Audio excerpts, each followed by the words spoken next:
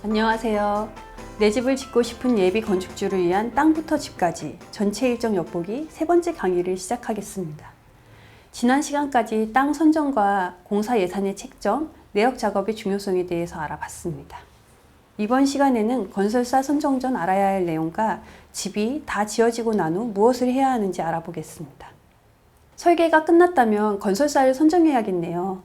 건설사 선정 전 알아야 할 내용이 무엇인지 알아볼까요? 설계가 끝난 후 설계자에게 내역서까지 요청해서 받았다면 내역서에서 재료의 수량과 종류만 남기고 설계 시 구한 재료비, 노무비, 경비를 지운 공내역서를 몇 개의 건설사에 제공하고 공사비의 견적을 요청합니다. 여기서 의문이 드시죠? 설계에서 힘들게 찾아 넣은 재료비, 노무비, 경비는 왜 지우고 제공하는지. 설계 시 작성한 재료비, 노무비, 경비는 시중, 유통, 소비자 물가를 기준으로 작성되기 때문에 도매로 자재를 사서 공사할 수 있는 건설사가 공사하는 비용보다 높게 나옵니다. 인건비도 공정별 인건비를 구하는 품생 기준으로 산정되기 때문에 실제 건설사가 사람을 구해서 지불하는 비용과는 차이가 납니다. 그럼 왜 설계할 때 더 비싼 재료비와 노무비를 넣고 공사비 산정을 하냐고요? 그것은 예상 공사비의 기준을 잡기 위한 것입니다.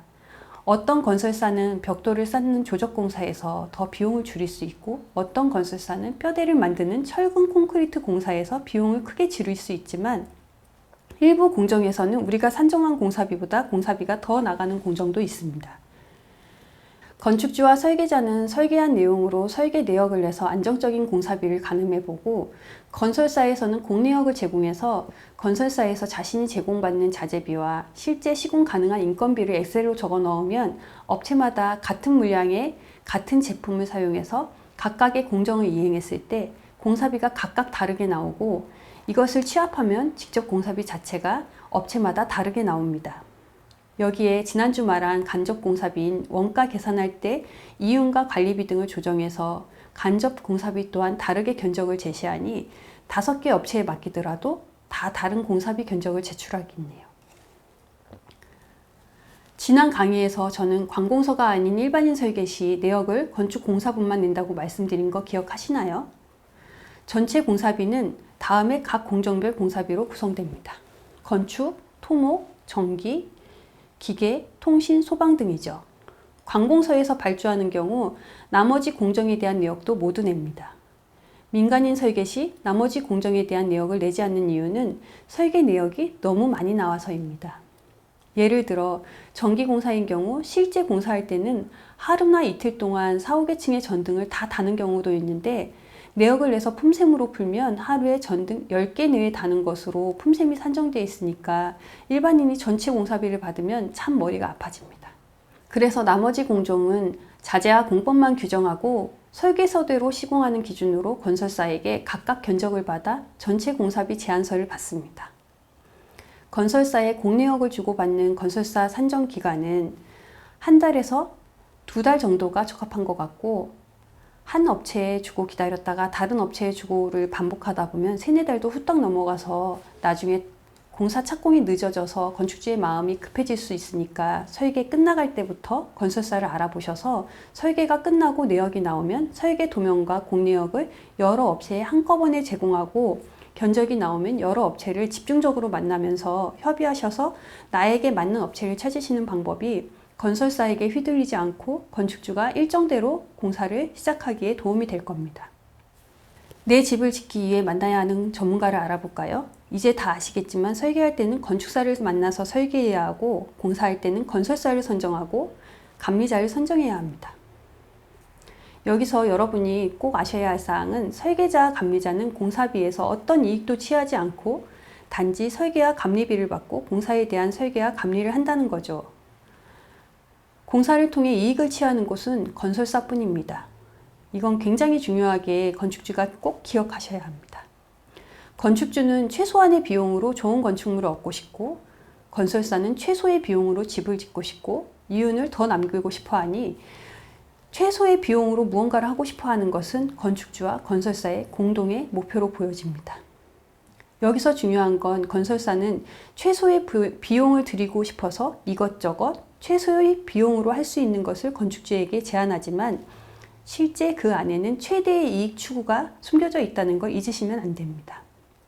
싸게 좋은 집을 얻으면 좋겠지만 건설사가 설계자의 도면을 두고 이건 이렇게 바꾸고 저건 자재를 이렇게 바꾸고 디테일은 이런 식으로 바꾸면 공사비가 줄어듭니다 라고 건축주에게 제안하거나 설계가 잘못돼서 또는 설계자 경험이 부족해서 설계를 이리저리 바꾸자고 할 때 물론 설계가 잘못되거나 과하게 설계된 경우도 있겠지만 많은 경우가 건설사의 시공의 편리함이나 인건비를 줄이기 위해 공정을 단순하게 하기 위한 경우가 많기 때문에 설계자와 감리자에게 상의를 하셔야 합니다.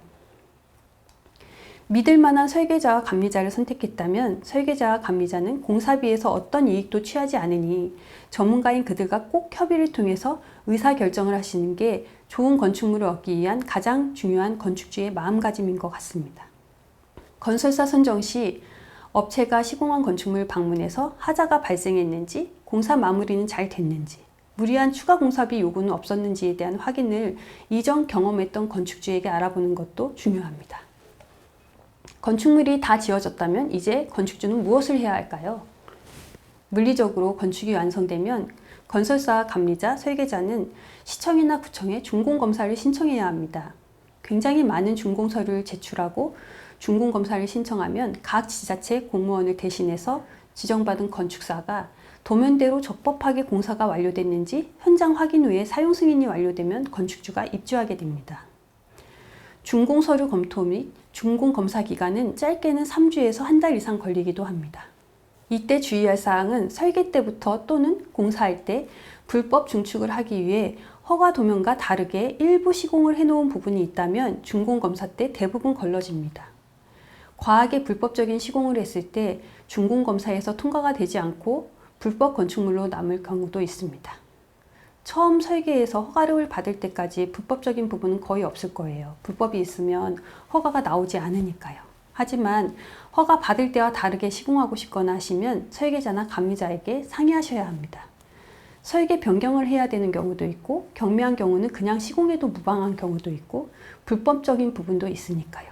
그 불법적인 시공은 준공검사에서 대부분 걸러지게 됩니다. 사용 승인 전 입주가 불가한 것도 건축주는 알고 계셔야 합니다. 새로 집을 짓고 나면 너무 좋아서 사용 승인 되기도 전에 그 집에 이사하고 싶거나 공사 기간이 늘어나서 예상치 못하게 입주 시기가 늦어져서 사용 승인 전에 현재 사는 집에서 나와야 하는 경우도 발생하는데 사용 승인 전 건축주가 입주하게 되면 감리자도 벌점을 받고 건축주도 과태료를 내야 합니다.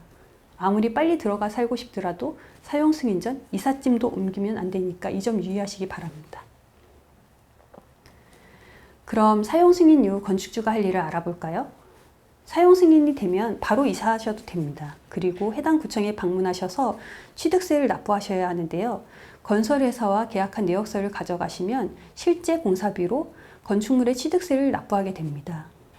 평균 공사비보다 높게 시공된 경우 처음 취득세는 높지만 나중에 팔 때 양도소득세가 낮아지니 건축주가 잘 판단하셔서 평균 공사비로 취득세를 납부하실지 실제 공사비로 취득세를 납부하실지 결정하시고 평균 공사비로 납부하실 거라면 내역서는 첨부 안 하셔도 됩니다. 그리고 등기소를 방문하셔서 건축물 등기를 완료하시면 내 집이 됩니다.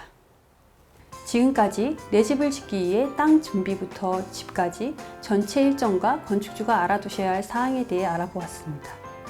지금까지 알려드린 내용으로 이것만 알면 집을 지을 수 있어 라고 말씀드릴 수는 없지만 아무것도 모르는 건축주라면 일부의 지침이 될 수 있을 거라고 생각합니다. 집은 평생 한 번 짓기도 힘들고 많은 분들이 자신의 전 재산 또는 그 이상을 끌어와서 지어야 하는 경우도 많기 때문에 정말 좋은 건축사를 먼저 잘 선정하셔서 도움을 받으시면서 상상하는 행복한 집을 얻으시길 바랍니다. 감사합니다.